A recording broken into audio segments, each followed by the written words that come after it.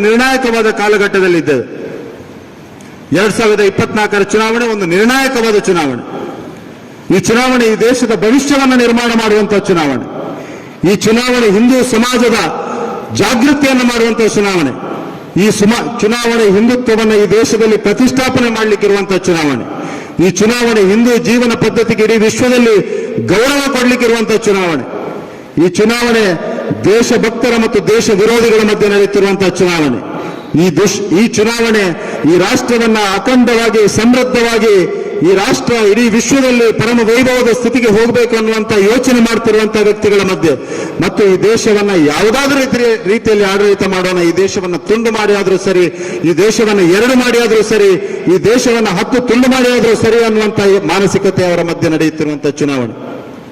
ಇದು ಅತ್ಯಂತ ಸ್ಪಷ್ಟವಾಗಿ ನಮ್ಮ ಕಾರ್ಯಕರ್ತರಿಗೆ ಗೊತ್ತಿರಬೇಕು.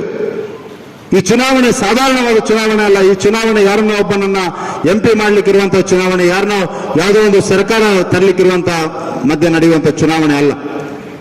ಈ ಚುನಾವಣೆ ರಾಷ್ಟ್ರೀಯತೆಯ ಆಧಾರದಲ್ಲಿ ಬದುಕಬೇಕಾ, ಹಿಂದುತ್ವದ ಆಧಾರದಲ್ಲಿ ಬದುಕಬೇಕಾ, ಅಥವಾ ನಮ್ಮ ಸ್ವಾರ್ಥಕ್ಕೋಸ್ಕರ, ಕುಟುಂಬಕ್ಕೋಸ್ಕರ, ನಮ್ಮ ಕುಟುಂಬದ ಸ್ವಾರ್ಥಕ್ಕೋಸ್ಕರ, ಅಥವಾ ಅಧಿಕಾರ ಬರಲಿಕ್ಕೆ ಏನಾದರೂ ಮಾಡಿ ಯಾವುದೇ ಗ್ಯಾರಂಟಿಯನ್ನಾದರೂ ಕೊಟ್ಟು ಚುನಾವಣೆ ಮಾಡುವುದಾ ಅನ್ನುವಂತ ಮಧ್ಯೆ ಇರುವಂತಹ ಒಂದು ಪ್ರಶ್ನೆಯ ಚುನಾವಣೆ.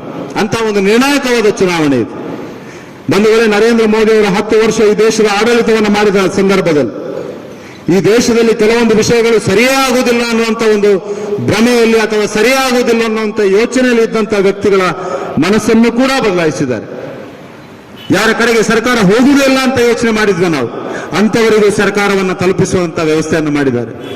ಸರ್ಕಾರದ ವ್ಯವಸ್ಥೆಯನ್ನ, ಸರ್ಕಾರದ ಯೋಜನೆಗಳನ್ನ ನೇರವಾಗಿ ಜನರಿಗೆ ತಲುಪಿಸುವಂತ ಯಾವುದಾದ್ರೂ ಒಂದು ಸರ್ಕಾರ ಇದ್ರೆ ಅದು ಕಳೆದ 10 ವರ್ಷದಲ್ಲಿ ನಮ್ಮ ಹೆಮ್ಮೆಯ ಪ್ರಧಾನಮಂತ್ರಿ ನರೇಂದ್ರ ಮೋದಿ ಅವರ ನೇತೃತ್ವದ ಸರ್ಕಾರ.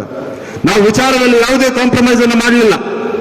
ಭಾರತೀಯ ಜನತಾ ಪಾರ್ಟಿ ಪ್ರಾರಂಭವಾಗಿದ್ರಿಂದ ಇವತ್ತಿನವರೆಗೆ ನಮ್ಮ ವಿಚಾರದಲ್ಲಿ ಯಾವುದೇ ಕಾಂಪ್ರಮೈಸ್ ಅನ್ನು ಮಾಡದೆ ಇವತ್ತಿನವರೆಗೆ ಆ ವಿಚಾರಕ್ಕೆ ಬದ್ಧರಾಗಿದ್ದುಕೊಂಡು ಜನಮಾನಸದ ಅಭ್ಯುದಯಕ್ಕಾಗಿ ಕೆಲಸ ಮಾಡಿದಂತಹ ಸರ್ಕಾರ ಯಾವುದಾದ್ರೂ ಇದ್ರೆ ಅದು ಸನ್ಮಾನ್ಯ ನರೇಂದ್ರ ಮೋದಿ ಅವರ ಸರ್ಕಾರ. ಭಾರತೀಯ ಜನತಾ ಪಾರ್ಟಿಯ ಸರ್ಕಾರ ಈ ಮಣ್ಣಿಗೆ ಗೌರವ ಕೊಟ್ಟಂತಹ ಸರ್ಕಾರ. ಭಾರತೀಯ ಜನತಾ ಪಾರ್ಟಿ ಮಣ್ಣಿನ ಆಧಾರದಲ್ಲಿ ಈ ರಾಷ್ಟ್ರವನ್ನ ಕಟ್ಟಬೇಕು. ಈ ಮಣ್ಣಿನ ಸತ್ವದ ಆಧಾರದಲ್ಲಿ